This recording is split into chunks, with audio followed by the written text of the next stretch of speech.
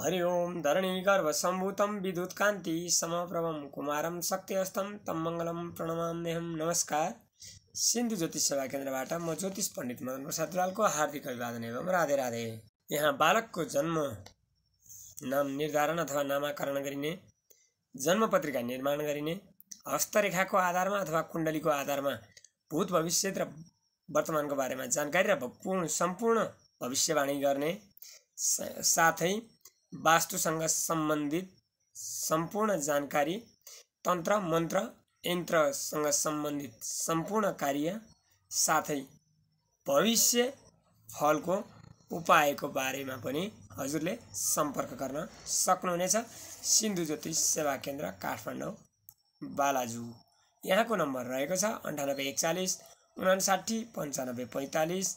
यसै नम्बरमा कल गरेर अथवा इमो, भाइबर, मेसेन्जर र व्हाट्सएप जस्ता विभिन्न माध्यमबाट पनि सम्पर्क गरी आफू बसेकै स्थानबाट सम्पूर्ण जानकारी पाउनु र त्यहीबाट पनि ग्रह शान्ति गर्न सक्नुहुनेछ। आफैले पनि गर्न सक्ने उपाय सम्पूर्ण बताइनेछ। म आज पनि हजुरमाझ उपस्थित भएको छु आजको पञ्चाङ्ग र राशिफलको बारेमा जानकारी लिएर। हाम्रो भिडियो हेरिसकेपछि लाइक र सेयर गर्न नभुल्नुहोला। साथै यदि पहिलोपटक हेर्दै हुनुहुन्छ भनेदेखि यसै टिकटक लिङ्क मार्फत @SINDHOJYOTISHSEWAKENDR अर्थात् @सिन्धु ज्योतिष सेवा केन्द्र 2523 सर्च गरेर पनि हजुरले हाम्रो युट्युब च्यानल भेट्न सक्नुहुनेछ र सब्सक्राइब गर्न नभुल्नुहोला। सब्सक्राइबसँगै नजिकै आउने बेल बटनमा टच गरी अलमा टच गर्न नभुल्नुहोला, जसले गर्दा हामीले हालेको विभिन्न उपयोगी भिडियो, राशिफल, विशेष शुभ साहित्यहरूको बारेमा पनि जानकारी प्राप्त गर्न सक्नुहुनेछ। हजुरहरूलाई जिज्ञासा बढ्न सक्छ राशिफल सँगसँगै किन पञ्चाङ्ग भन्नुपर्ने हुन्छ भनेर। राशिफल सँगसँगै पञ्चाङ्ग श्रवण गर्नाले सानातिना समस्याहरू निराकरणमा मद्दत पुर्याउँछ। साथै शरीरमा स्फूर्ति छाउनु र गङ्गा स्नान गरे बराबरको पुण्यफल प्राप्त हुने गर्दछ। तसर्थ हाम्रो भिडियो स्किप नगरी पुरा हेर्न हुन पनि हार्दिक अनुरोध गर्दछु। अब सुरु गरौँ आजको पञ्चाङ्ग। आजको पञ्चाङ्ग यस प्रकार रहेको छ। आज मिति विक्रम सम्वत 2082 साल असार महिनाको 3 गते मङ्गलबार, तदअनुसार ईस्वी सम्वत सन् 2025 जुन 17 तारिक।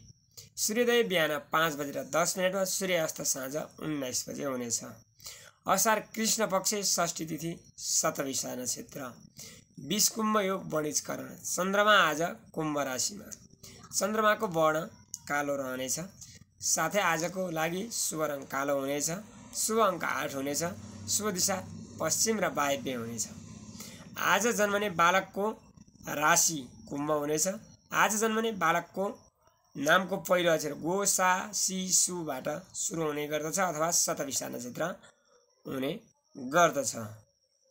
अब सुरु गरौँ राशिफल। राशिको सुरुमा मेष राशि। आम्दानीका स्रोतहरू फेला पर्न सकिनेछ। साथै सरकारी कामकाजमा सफलता मिल्ने र प्रेममा पनि सफलता मिल्ने देखिन्छ। वृष राशि। कार्यमा केही कठिनता आए पनि गरिएका कामले पछिसम्म भलो हुन सक्ने अथवा कुनै पनि दिगो काम बन्न सक्ने, महत्त्वपूर्ण काम हात पर्न सक्ने पनि देखिन्छ। मिथुन राशि। धार्मिक सांस्कृतिक कार्यमा सहभागी भइनेछ। समाजमा प्रतिष्ठा बढेर जानेछ। बोलीको प्रभावबाट पनि महत्त्वपूर्ण काम बनाउन सकिनेछ। कर्कट राशि। स्वास्थ्यमा केही समस्या हुन सक्नेछ, जस्तै चोटपटक लाग्न सक्ने सम्भावना देखिन्छ। कुनै पनि प्रतिस्पर्धात्मक कार्यमा अघि बढ्दै हुनुहुन्छ भने हार बेहोर्नुपर्ने अवस्था पनि नआउला भन्न सकिन्न।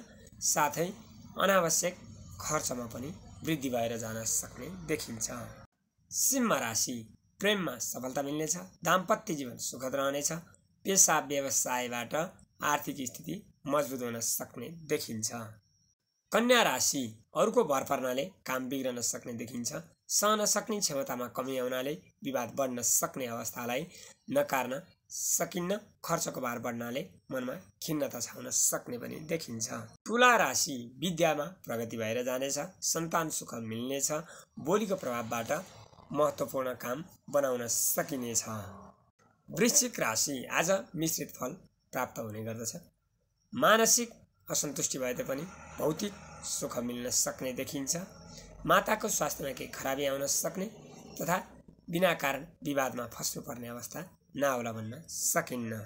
धनु राशि पराक्रम बढेर जानेछ, साथीभाइको साथ र समर्थन मिल्नेछ, प्रतिस्पर्धात्मक कार्यमा सफलता हात पर्न सक्ने देखिन्छ। मकर राशि बोलीको सही प्रभाव पर्न सक्नेछ, पार्टी समारोहमा सहभागी भइनेछ, आफन्तको सद्भाव प्राप्त हुनुका साथै धनको उचित उपयोग गरेर अघि बढ्न सक्ने अवस्था देखिन्छ। कुम्भ राशि ठुला बडाको साथ र समर्थनबाट महत्त्वपूर्ण काम बनाउन सकिने देखिन्छ, सत्मार्गतर्फ मन जानेछ, सामाजिक क्षेत्रमा आफ्नो अस्तित्व उच्च रहने देखिन्छ। राशिको अन्तिममा मीन राशि अनावश्यक खर्च बढ्न सक्नेछ, दण्ड सजायको अवस्था नआउला भन्न सकिन्न, दिएको धन डुब्न सक्ने अवस्था पनि देखिन्छ, स्वास्थ्यमा केही समस्या आएर अस्पताल धाउनुपर्ने अवस्था पनि नआउला भन्न सकिन्न। राशिफलले जे जस्तो भने तापनि हजुरको दिन सुखमय रहोस्। हस्त नमस्कार। ओम नमः शिवाय।